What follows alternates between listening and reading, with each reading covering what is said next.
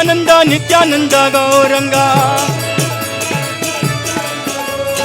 Nithyananda Gauranga Nithyananda Gauranga. The Abhishekam was elaborately done and it was so beautiful. It was very fulfilling. I feel so blessed that I could witness that.